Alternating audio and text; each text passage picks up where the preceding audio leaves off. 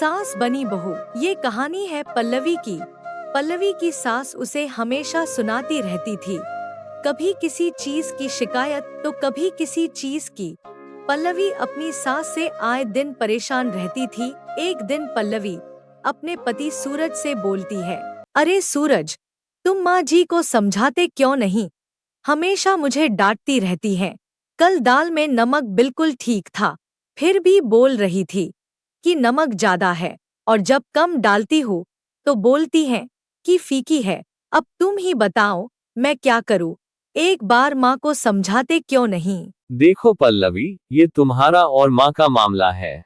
और मैं तुम्हें बता दूं, मैं तुम्हारा पति भी हूँ और अपनी माँ का बेटा भी। मैं किसी एक की बुराई और एक की तरफदारी नहीं कर सकता।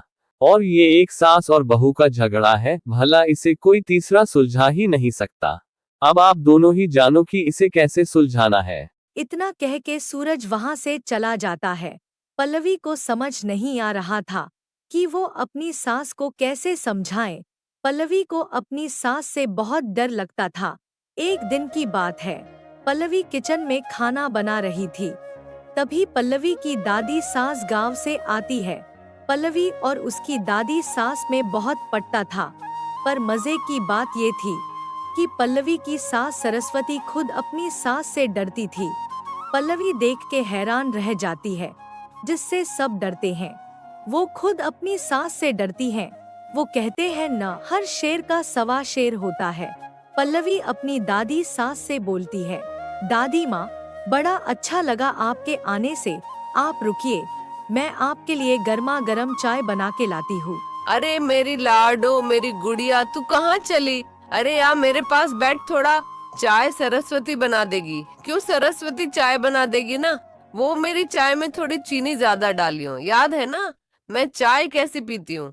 इतना कह के सरस्वती चाय बनाने चली जाती है। दादी और पल्लवी खूब गप्पे लड़ाते हैं। कोई भी काम होता तो दादी सास सरस्वती से ही बोलती।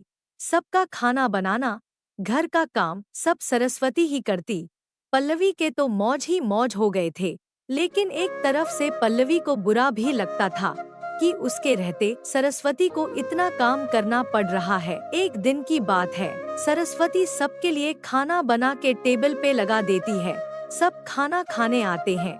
जैसे ही दादी सास खाना खाती है, तुरंत बोल पड़ती है, अरे अरे सरस्वती, ये क्या बनाया है तूने? नमक की पूरी बरनी उझिल दी है क्या? बाप रे, इतना नमक! अरे अब तो तेरी उम्र हो गई है, अब तक तुझे खाना बनाना नहीं आया। अरे मेरी लाडो, थोड़ा मेरे लिए मसाला खिचड़ी बना दियो तो, मेरे से ये नहीं खाया जाएगा। इतना कह के दादी और पल्लवी चले जाते हैं। सरस्वती को बहुत बुरा लगता है। दादी सरस्वती के साथ वैसा ही व्यवहार कर रही थी जैसे सरस्वती पल्लवी से करती थी।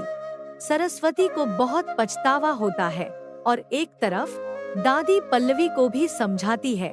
दादी पल्लवी से बोलती है, देख मेरी लाडो, ये सरस्वती है ना, भले ही ये कड़वा बोलती है, पर दिल की बुरी नहीं है। तो इसके बात का बुरा मत मान। अब मैं आ गई हूँ ना, पहले उसे इस चीज का एहसास दिलाऊंगी कि किसी के कड़वे वचन कितने चुभते हैं। ऐसे ही समय बीतता गया। एक दिन दादी सरस्वती के पास जाती हैं और बोलती हैं, अरे सरस्वती, अब मैं भी कुछ ही दिनों में गांव जाने वाली हूँ। कल मेरी 2-4 सहेलियां आने वाली हैं, तो उनके लिए बढ़िया सा खाना बना दियो। सरस्वती की तबीयत खराब थी, उसे बहुत तेज बुखार था। फिर भी सरस्वती खाना बनाने के लिए मना नहीं कर पाती है। अगले दिन दादी की सहेलियां आती हैं, सब आपस में बातचीत करते हैं। दादी पल्लवी को सबसे मिलवाती है और उधर सरस्वती उसी हालत में खाना बनाने जाती है। तभी पल्लवी किचन में आ जाती है और सरस्वती से बोलती है, माँ, आपकी तबीयत ठीक नहीं लग रही है, आप जाके आराम करिए, खाना मैं बना देती हूँ। आप दवाई ले लीजिएगा, वरना बुखार बढ़ जाएगा। पर बहू, अगर माँ जी को पता चला तो क्या होगा? नहीं नहीं, तू रहने दे, मैं ही बना लूंगी। नहीं माँ, आप खाना बनाने की हालत में नहीं हैं। देखिए, आपकी आवाज भी बैठ गई है। आप दादी की चिंता मत करिए, आप जाइए आराम करिए, खाना मैं बना देती हूँ। यह सुन सरस्वती को बहुत अच्छा लगता है। वो कमरे में चली जाती है। और इधर पल्लवी सबके लिए खाना बनाती है। सब कोई खाना खाते हैं। सबको खाना बहुत पसंद आता है। फिर दादी की सहेलियां चली जाती हैं। दादी को पता चल गया था कि खाना पल्लवी ने बनाया है, फिर भी दादी कुछ बोलती नहीं है। कुछ दिन बीतते हैं। दादी के आने से पल्लवी और सरस्वती में लगाव बढ़ने लगता है।